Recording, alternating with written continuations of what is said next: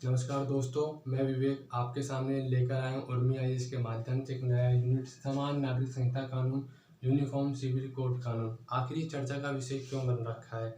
UPSC का student होने के नाते इसके बारे में जानना हमारा कर्तव्य हो जाता है। तो आइए हम जानते हैं कि ये क्या है और क्यों ये इतना चर्चा का विषय बन रखा है। इसे जानने से पहले हम जानते हैं कि कानून क्या है।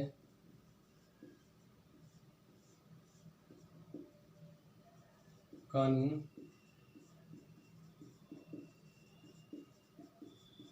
विधियों एवं नियमों का समूह होता है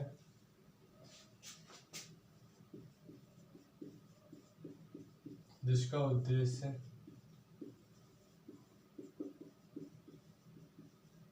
समाज को न्याय प्रदान करना होता है। कानून का अर्थ क्या है? कानून विधियों एवं नियमों का समूह होता है जिसका उद्देश्य समाज को न्याय प्रदान करना होता है। हम किसी कानून के तहत हम सुप्रीम कोर्ट या हाई कोर्ट में जा सकते हैं। जब तक हम पे कानून नहीं रहा, कानून के तहत धाराएं नहीं रहेंगी, हम जब सुप्रीम कोर्ट या हाई कोर्ट या किसी डिस्ट्रिक्ट कोर्ट में नहीं जा सकते। भारत में जब हम कानून की बात करते हैं तो भारत में कानून को दो भागों में बांट रखा है।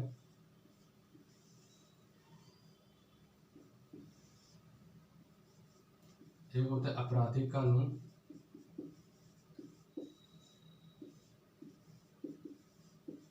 एक होता है सिविल कानून।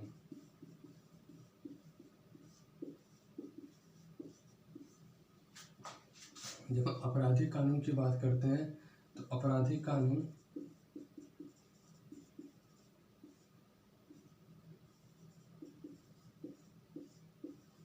भारत में सभी के लिए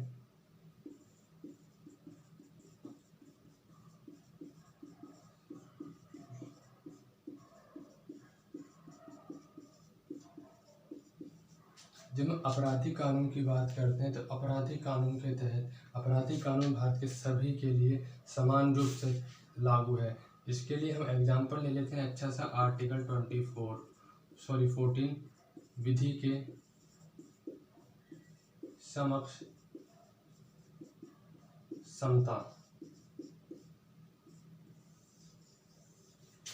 मतलब जो भी कानून बना है सभी के लिए समान है, चाहे वो अमीर हो, चाहे गरीब हो, चाहे लड़का हो, चाहे लड़की हो, उसका धर्म चाहे कुछ भी हो, वो सभी के लिए समान है। जब हम आपराधिक कानून की बात करते हैं, जब हम सिविल कानून की बात करते हैं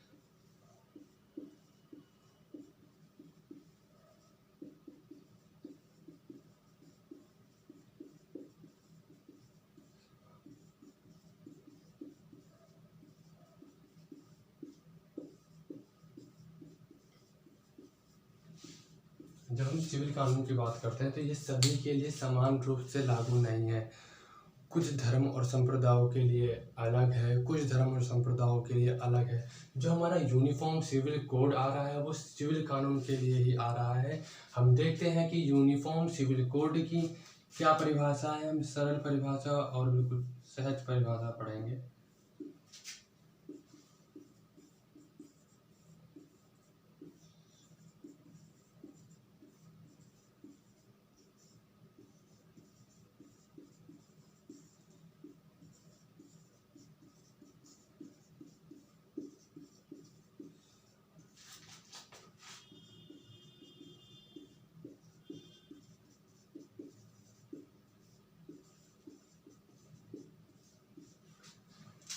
यूनिफॉर्म सिविल कोड सिविल कानून के तहत सभी के लिए समान न्याय उपलब्ध कराना। जब हम इसकी बात करते हैं ये अभी अभी क्यों आ रहा है, ये इससे पहले भी ये चर्चा का विषय बना। इसकी पृष्ठभूमि क्या रही है, तो इसकी पृष्ठभूमि एक बार हम जान लेते हैं। इसकी पृष्ठभूमि क्या रही है।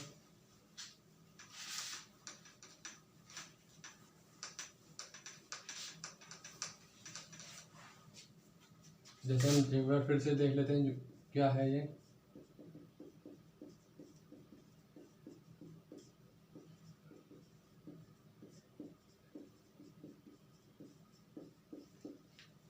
सिविल कानून के तहत सभी को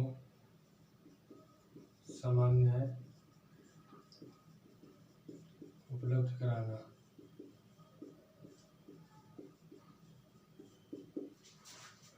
इसकी पृष्ठभूमि क्या बनी? 1946 में एक कमेटी बनी जिसका नाम था BN राव समिति। इन्होंने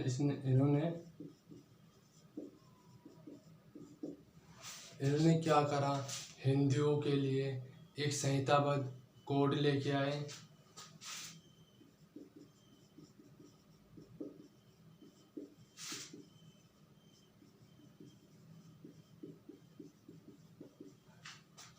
और इन हिंदुओं के अंतर्गत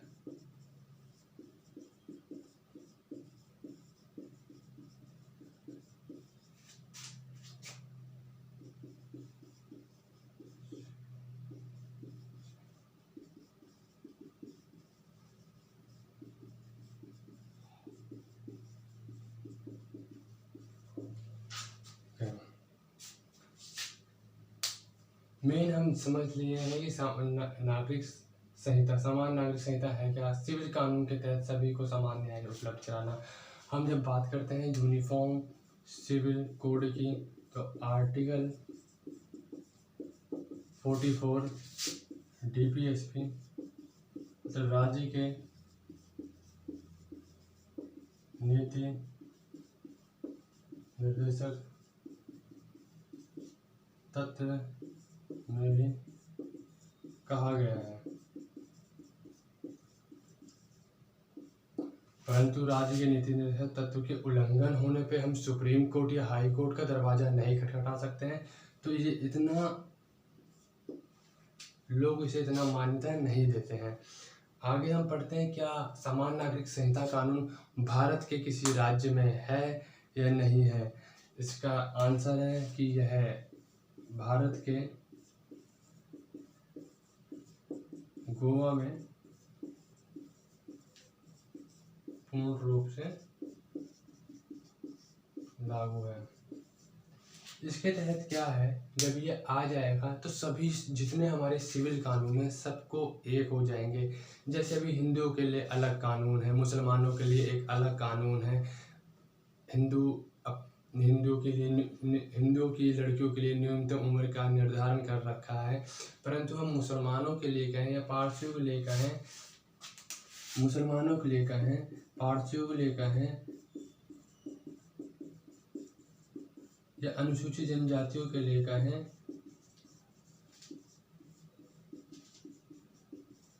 तो इनकी बहन और महिलाओं के लिए कोई न्यूनतम उम्र का निर्धारण नहीं है। किसी बच्चे को कैसे दत्तक पुत्र के रूप में उसे रखना है, इसका कोई वो उल्लेख नहीं है। इसलिए कुछ समाज इसका विरोध कर रहे हैं तो कुछ समाज इसका कह रहे हैं कि ये बिल्कुल अच्छा है। अब हम देखते हैं ये कैसा है।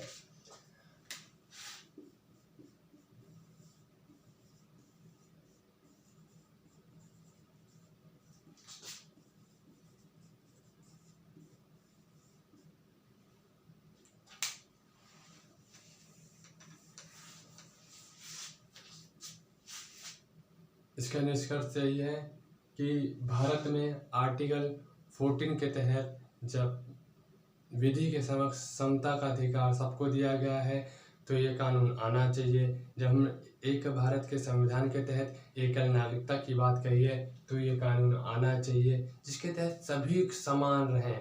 हमारे यहाँ कोई ऊंच नीच नहीं है, कोई अमीर गरीब नहीं है, संविधान हमारा यही कहता है। हम इसी के साथ यूनिफॉर्म सिविल कोड का यूनिट 1 यहीं पे समाप्त करते हैं और आप मेरे साथ यूं ही बने रहिए। मेरा टेलीग्राम लिंक डिस्क्रिप्शन में दे रखा है, मेरा इंस्टाग्राम भी डिस्क्रिप्शन में दे रखा है। और अगर वीडियो आपको अच्छी लगे तो ये बताइएगा कि मैं अगली वीडियो कौन से ऐसे टॉपिक बनाऊं जिससे आपको जो आपके UPSC के लिए महत्वपूर्ण साबित हो।